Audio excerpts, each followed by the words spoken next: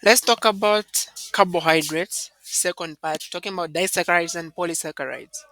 So disaccharides are made by condensation reactions of two monosaccharides. They are going to be joined by an O glycosidic bond because we're going to have an oxygen there on the middle joining these two monosaccharides. So because this is a condensation reaction, meaning that water is going to be produced in these kind of reactions. Basically, that is it. So we have got maltose, galactose, and we also have, sorry, we have got maltose, we have got lactose and sucrose.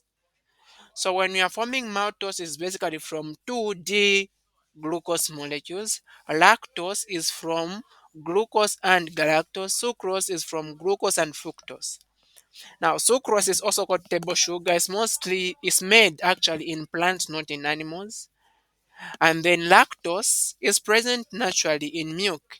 So what happens is that when the enzyme which is able to break down lactose, which is called lactase, is in small amounts, that is going to cause malabsorption. Lactose will not be able to be absorbed, and that is going to cause diarrhea and some flatulence in the stomach. So what happens is that when you don't have lactase enzyme, lactose is going to accumulate in the lumen or the intestines because you are not absorbing it. When it gets to accumulate like that, it's going to be able to attract other fluids to the lumen or the intestine, and that is what is going to cause this diarrhea, right? So these are condensation reactions that result in the formation of these disaccharides.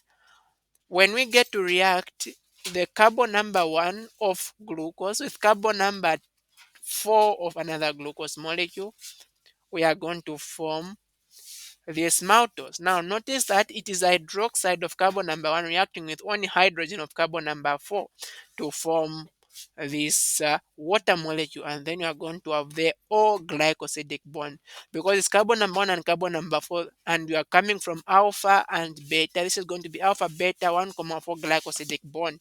But if both molecules were alpha, they need to be alpha 1,4 glycosidic bond. Same with the lactose and the sucrose, like that.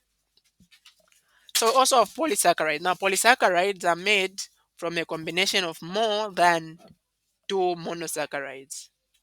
So basically from 2 to 10 monosaccharides, we are basically going to classify that as oligosaccharides, but more than 10, you call that polysaccharides. So polysaccharides can either be homopolysaccharides or heteropolysaccharides. Homopolysaccharides, they contain a single type of monomer, while heteropolysaccharides, they can contain more than one. Heteropolysaccharides are mostly there in the extracellular matrix for support of organisms.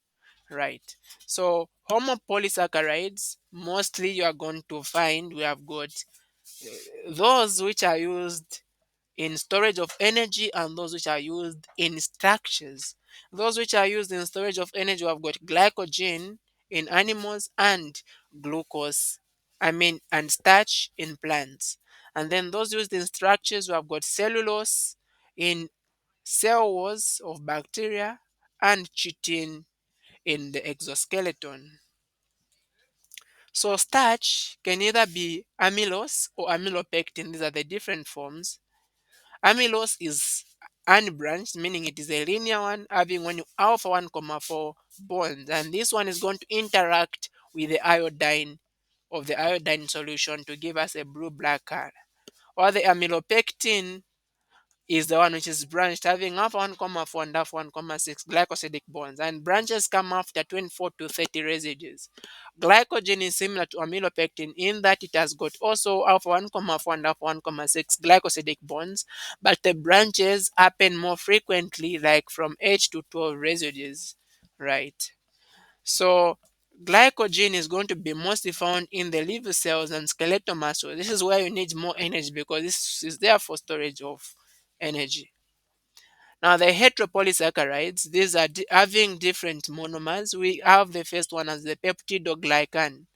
Peptidoglycans are made from alternating bonds of the beta N-acetylglucosamine and N-acetylmuramic acid. So these two are the monosaccharides which are going to be alternating. Now these two monosaccharides are actually residues of the monosaccharides which we already know. So any acetylglucosamine is just glucose where you have attached an amino group and an amine group with also an acetate. And then any acetylmuramic acid, same like that. So these are going to be the alternating groups. Okay, so these are mostly found in bacterial cell wall. Bacterial cell wall, take note of that, that is very important. So they are going to be cross-linked by short peptides, and which are going to be mostly made of glycine, those peptides. So these are there to prevent the swelling or the entry of let's say water to the inside of the bacteria, because if water gets to enter inside of the bacteria, it's going to swell, the bacteria is going to be able to burst. So lysosomes, these enzymes, what they do is that they are going to act on these bonds which are formed by the N-acetylglucosamine and then the N-acetylmuramic acid. When they get to break that bond, what is going to happen is that water is able to penetrate to the inside of the bacteria. The bacteria is going to be able to swell and is going to be able to burst. So in our TAs, we have got the lysosomes, which protect us from bacterial infections. All right. And also, basically, of course, the TAs are found in the eyes. Medicines such as penicillin and other related antibiotics are going to be able to kill those cross-links which are found in these molecules. We can see we have got one chain here where we have got N-acetylglucosamine and N-acetylmuramic acid cross-linked by these peptides. So what happens is the medicine penicillin is going to break these, is going to prevent the formation of these bonds which are formed, the cross links which are formed by glycine, alanine, glutamate, and lysine. And when that happens, these molecules are going to be easily penetrated by water, and so they can be easily broken like that, and so that protects us from bacterial infections. We also have glycosaminoglycans. Now these glycosaminoglycans are made also of two types of monosaccharides. It can either be N-acetylglucosamine or N-acetylgalactosamine. So any one of these linked to uronic acid. Uronic acid is also a monosaccharide, just like these others are monosaccharide. These two monosaccharides, they come from amine groups linked to an acetate. Uronic acid comes from just a glucose undergoing oxidation. We can check out our video on monosaccharides to understand how these are formed. So if I have got uronic acid, an example of uronic acid is glucuronic acid attached either to acetylglucosamine or acetylgalactosamine. Then we're going to have glucosaminoglycans. These glucosaminoglycans are important in the extracellular matrix. They are there. The extracellular matrix you can think of, you have got bricks. When you have got bricks, you want to form a house. Bricks are the cells. You want to form a house, you need to have also some other things such as the sand you're supposed to be using to be able to hold those bricks. So you can think of the glucosaminoglycans in the extracellular matrix as this sand which is supposed to hold these bricks, which are the cells together. All right. So example of the glucosaminoglycans, we have got hyaluronic acid, which is going to contain the alternating bonds of glucuronic acid and N-acetylglucosamine. So these hyaluronic acids, they are found actually in the viscous solutions that serve as lubricants in the synovial joint and also the vitreous humor. You can see that in the eye is almost always soft. All right, it's basically always soft. That is because of the glucosaminoglycans in this form. So this form of the glucosaminoglycans is also important in the extracellular matrix of cartilage and also tendons.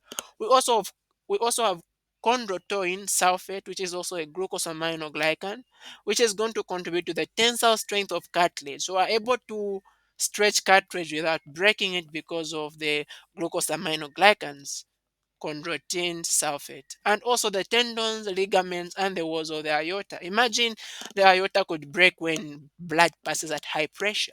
We also have dermatan sulfate, which contributes to the friability of skin and is also present in blood vessels and also heart valves. So the permeability of the skin is basically allowing the skin to stretch like that. That is the permeability of the skin. So the skin is able to stretch in that way to even allow the movement of joints. Imagine if the skin could not stretch, but the joint wants to bend. What would happen? It would tear. So that is because of the dermatan sulfate, also present in blood vessels and also heart valves. We also have keratin sulfate, which are present in the corner of the eye, cartilage, bone, and a variety of structures formed of dead cells. So, like in the hair, horn, hoofs, nails, and claws. We also have heparin, which is a natural anticoagulant made in mast cells, a type of leukocyte, of course, we know. So the heparin is going to be released in blood, where it is going to inhibit blood coagulation by binding to the protein antithrombin. Okay, so it is going to prevent the holding together of blood like that, heparin. So you don't want to have a lot of heparin, which prevents the coagulation of blood when you have got a wound. So we also have some other glucose conjugates. Remember, these were from talking about, these are heteropolysaccharides. So let's talk of other glucose or glucoconjugates like the proteoglycans, glycoproteins, and glycolipids. So proteoglycans are macromolecules on the cell surface. Of course, they have got proteins and glucose molecules. So they are basically found on the extracellular matrix, in which one or more glu- glycosaminoglycan chains are joined convergently to a membrane protein or secreted protein. So the glycosaminoglycan common forms the greater part of the proteoglycan. So I've got the glycosamino being much bigger than the protein. So it is mostly the main site of biological activity. Where is this found? On the surface, mostly of the cells. So proteoglycans are major components of connective tissue such as cartilage. We also have glycoproteins. Glycoproteins, just like proteoglycans, are also made of proteins and glucose. But for glycoproteins, they have got several oligosaccharides in varying complexity joined covalently to a protein. So proteoglycans, basically it is glycosaminoglycans, but here I've got oligopolysaccharides or oligosaccharides. So they are found on the outer face of the plasma membrane, in the extracellular matrix, and also in the blood. Okay, they are also found in specific organelles such as the Golgi complex, the secretory granules, and also the lysosomes. These are the glycoproteins. So the oligosaccharide portion of the glycoprotein forms a highly specific site for recognition and high affinity binding by other molecules. So basically the difference in function between the glycoproteins and proteoglycans, even if they've got the same function, is that the glycoproteins, they are used in high specificity recognition. So they get to recognize molecules which are coming to the surface. Because some molecules might enter the cell, but they don't belong to that cell and they can be harmful. So they are there for recognition, whereas proteoglycans are main sites for biological activities.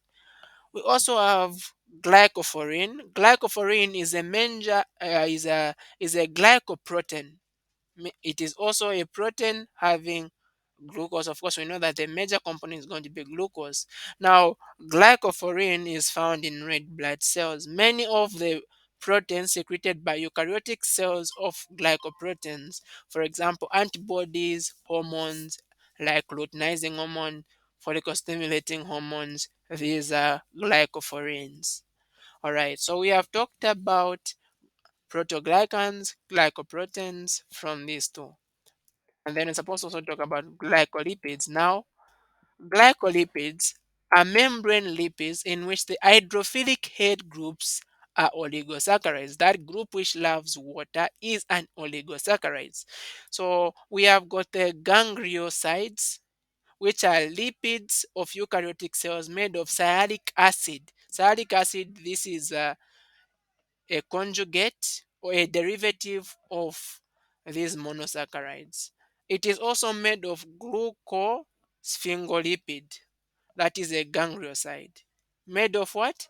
Sialic acid and glycosphingolipid. So the oligosaccharide group on ganglioside help in cell recognition and cell-to-cell communication.